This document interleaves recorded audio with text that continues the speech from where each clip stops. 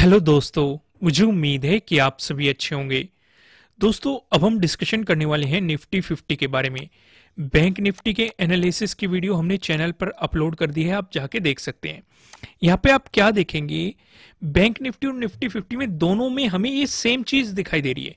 यहाँ पे भी हमें ट्रायंगल वाला पैटर्न आपको दिखाई दे रहा है। ऊपर की तरफ आपको रेजिस्टेंस और नीचे की तरफ आपको यहाँ पे सपोर्ट देखने को मिल रहा है। लेकिन यहाँ पे भी हमें एक और चीज दिखाई दे रही है। बैंक निफ्टी में क्या था, हमें इनसाइड कैंडल का ब्रेकआउट मिलके क्लोजिंग मिल गई थी, लेकिन यहाँ पे ये वाला सिनेरियो नजर नहीं आ रहा। अगर आप ध्यान से देखेंगे, इनसाइड कैंडल का हाई ये है, लो ये है, इसका अभी ब्रेकआउट ही नहीं मिला है, मार्केट इसके पास भी नहीं गया है। तो अगर मार्केट इसका ब्रेकआउट दे देता है, लेकिन यहां पे जो एक प्लस पॉइंट है हमारे लिए, प्लस पॉइंट क्या है, 18,200 का जो लेवल था, मार्केट ने इसका ब्रेकआउट देके क्लोजिंग ऊपर दे दी है। ये हमारे लिए प्लस पॉइंट है। अगर प्राइस इससे ऊपर सस्टेन रहता है, क्योंकि एक साइडवेज मोमेंटम भी देखने को मिल सकता है। रीजन क्या है इसका साइडवेज का, अगर आप यहां पे ध्यान से देखेंगे, अगर मार्केट इसी जोन में आपको एक साइडवेज मोमेंटम देगा, एक रेंज में चला गया, तो आपको निफ्टी 50 को अवॉइड करना है, कोई ट्रेड नहीं करनी है। आपको ट्रेड तब करनी है या तो आपको इसका ब्रेकआउट मिल जाए, क्योंकि अगर इसका ब्रेकआउट मिल जाएगा तो आप यहां पे देखेंगे हमारी इनसाइड कैंडल यहां पे है, ये वाली कैंडल और ये वाली कैंडल इसके अंदर बनी हुई है। तो आज यहाँ पे एक कैंडल बनी है, तो आपको इसका ब्रेकआउट मिलना चाहिए। यही मैंने आपका नो ट्रेडिंग जोन भी बनाया है। नो ट्रेडिंग जोन में भी मैंने आपको यही बताया है कि जब आपको 30 के डे हाई का ब्रेकआउट मिल जाएगा, तभी आपको बाइंग अपॉर्चुनिटीज के बारे में सोचना है, उससे पहले नहीं सोचना, क्योंकि ये हमारी इनसाइड कैंडल का हाई भी है और यहाँ पे हमारी इनसाइड कैंडल वाली थ्योरी भी काम करेगी। इसका ब्रेकआउट जाएगा, बाइंग अपॉर्चुनिटी, इसके नीचे का आप एसएल लगाएं, हालांकि कैंडल ज्यादा बड़ी हो जाएगी। एसएल में बता दूंगा आपको एसएल क्या लगाना है। आप मतलब 20 to 30 पॉइंट का ही लगा सकते हैं, या फिर ये भी आप एसएल लगा सकते हैं। एसएल आप किस बेस पे लगा सकते हैं, अगर मान लो आपको इसका ब्रेकआउट होके प्राइस ऊपर सस्टेन करता है, तो जो कैंडल इसका ब्रेकआउट कर रही है उसी के लो के नीचे आप एसएल लगा के चल सकते हैं। सिनेरियो समझ में आया? अगर कैंडल ज्यादा बड़ी है तो आप 20 to 30 पॉइंट के अराउंड एसएल लगा के चल सकते हैं। फिलहाल हम इस सिनेरियो को समझने की कोशिश करते हैं। यहाँ पे हमने क्या क्या चीजें सीखी। पहली चीज हमने ये सीखी, हम इसे सुबह के सुबह ड्रॉ कर लेंगे अपने चार्ट पे। अगर मार्केट इसी के अंदर घूमेगा तो इसका मतलब मार्केट साइडवेज हो गया, हम मार्केट के साथ छेड़खानी नहीं करेंगे। जिनके पास सफिशिएंट पैसा है, जो ऑप्शन राइटिंग करते हैं, वो यहाँ पे ट्रेडिंग कर सकते हैं, नहीं तो बायर गलती से भी ट्रेडिंग करने की कोशिश मत करना, क्योंकि इस साइडवेज मोमेंटम में आपकी प्रीमियम की वैल्यू डिक्रीज होती रहेगी और आपको लॉसेस का ही सामना करना पड़ेगा। यहां तक सिनेरियो समझ में आ गया। दूसरा, अगर आपको मिल गई गैप डाउन ओपनिंग, और गैप डाउन ओपनिंग इस सपोर्ट लाइन पे मिलती है, ध्यान से समझना मैं क्या समझा रहा हूं। मान लो गैप डाउन ओपनिंग मिल गई और गैप डाउन ओपनिंग इस सपोर्ट लाइन पे मिलती है और ये कैंडल बन जाती है ग्रीन, तो आपको बाइंग अपॉर्चुनिटी बेहतरीन मिलेगी। कहां तक? आज के डे हाई तक आप सीधे सीधे मार्केट के मोमेंटम को देख सकते हैं, या फिर गैप फिलिंग तक, जहां तक मार्केट गैप फिल करता है वहां तक के मोमेंटम को देख सकते हैं। लेकिन कंडीशन क्या रहेगी? दो कंडीशन रहेगी। पहली कंडीशन, मार्केट इस सपोर्ट लाइन पे ओपन होना चाहिए, क्योंकि यहां पे मार्केट पहले भी सपोर्ट ले रहा है, पहली कंडीशन ये रहेगी। दूसरी कंडीशन क्या रहेगी? अगर यहां पे आपको ग्रीन कैंडल मिलती है, तभी आप बाइंग करेंगे गैप फिलिंग तक। लेकिन यहां पे अगर सिनेरियो बन गया रेड कैंडल का, ध्यान से समझना, गैप डाउन ओपनिंग मिल गई, रेड कैंडल मिल गई, अभी रेड कैंडल कहीं भी मिली, हो सकता है ये आपको इस सपोर्ट लाइन के अंदर मिल जाए, या फिर इसी सपोर्ट लाइन पे मिल जाए, या फिर इस सपोर्ट लाइन से नीचे मिल जाए। तो हम क्या करेंगे, हम यहाँ पे प्राइस एक्शन के बनने का इंतजार करेंगे। और दूसरा क्या कंफर्मेशन लेंगे, जो ये हमारी ट्रेंड लाइन है, नीचे की तरफ जो ये सपोर्ट लाइन है, इसका ब्रेकडाउन हो रहा है कि नहीं, ब्रेकडाउन होकर प्राइस नीचे सस्टेन कर रहा है कि नहीं, तभी आपको सेलिंग पोजीशन बनानी है। लेकिन उससे पहले सेलिंग पोजीशन नहीं बनानी है। समझ में आ गए दोनों सिनेरियो। अब यहां पे ऊपर की तरफ भी हमने समझ लिया। अगर हमें मार्केट इसका ब्रेकआउट दे देता है, तो यहां पे ध्यान से समझो, एक तो आपको थर्ड का डे हाई का ब्रेकआउट मिल जाएगा, थर्ड का डे हाई कहां है, इसका ब्रेकआउट मिल जाएगा। दूसरा, आपको सेकंड का जो डे हाई है, इसका भी ब्रेकआउट मिल जाएगा।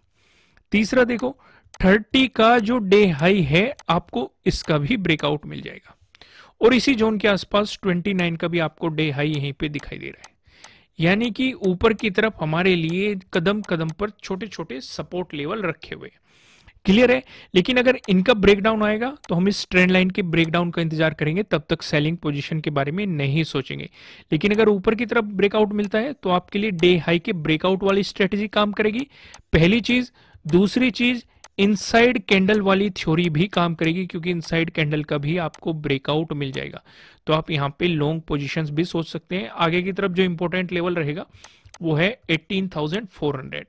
फिर मैं आपके लिए लिख देता हूं जिससे कि आपके दिमाग में फीड हो जाए।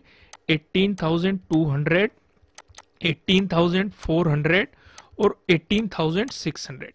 अब 18,200 का हमें ब्रेकआउट मिल चुका है, तो अब हमारे लिए रेजिस्टेंस ने रह के क्या एक्ट करेगा? सपोर्ट की तरह एक्ट करेगा, एक मजबूत। अगला रेजिस्टेंस कौन सा बन जाएगा? 18,400। 18,600 अभी दूर है, लेकिन ये भी रेजिस्टेंस ही बना रहेगा अगर मार्केट में कोई खास बड़ा ही मोमेंटम आएगा। लेकिन अभी सिर्फ आपको इन दोनों पे फोकस करना है। पहले हम सिर्फ एक पे ही फोकस करते चल रहे थे 18,200 पे, लेकिन इसका ब्रेकआउट मिलके प्राइस ऊपर सस्टेन कर चुका है। अगर वहीं पे कुछ टाइम और स्पेंड करके मोमेंटम दिखाया तो 18,400 हमारे लिए अगला रेजिस्टेंस लेवल रहेगा। उम्मीद है इन तीनों लेवल्स को आप ध्यान से याद रखेंगे। अब यहाँ पे आपको वन डे के टाइम फ्रेम पे भी सिनेरियो समझ में आ गया।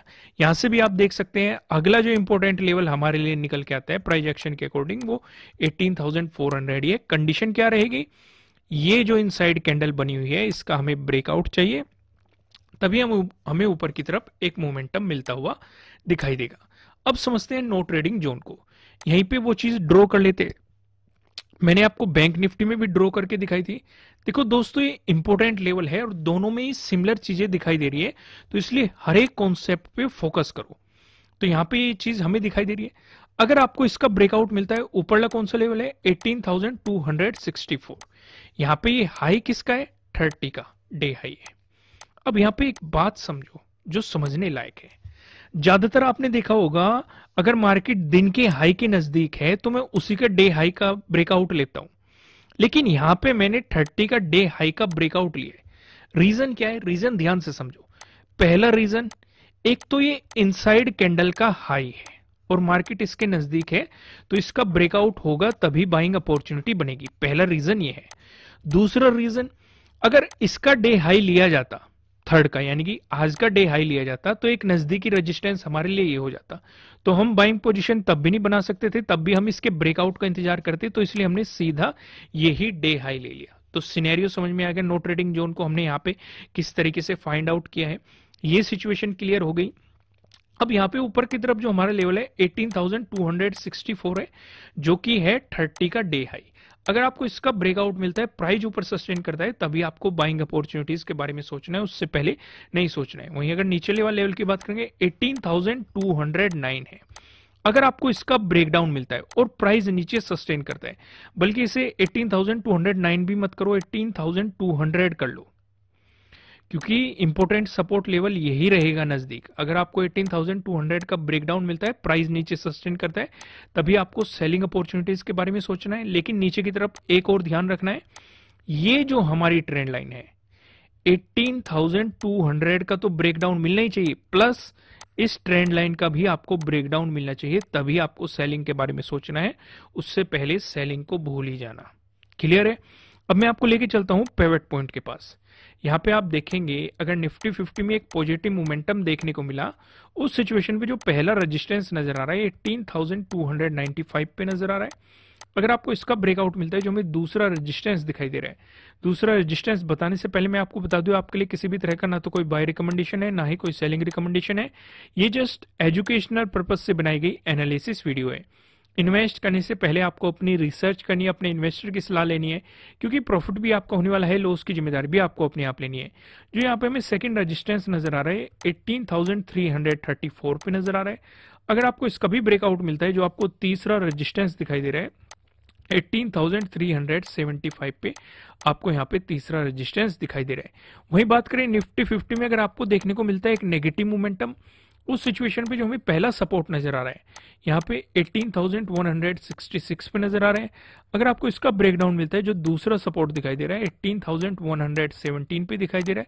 अगर आपको इसका भी ब्रेकडाउन मिलता है, जो आपको तीसरा सपोर्ट दिखाई दे रहा है 18,086 पे आपको यहाँ पे तीसरा सपोर्ट देखने के लिए मिल रहा है। दोस्तों इस वीडियो को लाइक कीजिएगा, चैनल पे नहीं हो तो चैनल को सब्सक्राइब कीजिएगा और बेल आइकन प्रेस कीजिएगा, जिससे आपको आने वाली वीडियोस के नोटिफिकेशन मिल सकेंगे। फिर मिलेंगे किसी नेक्स्ट वीडियो में किसी अच्छे कंटेंट के साथ। Thank you.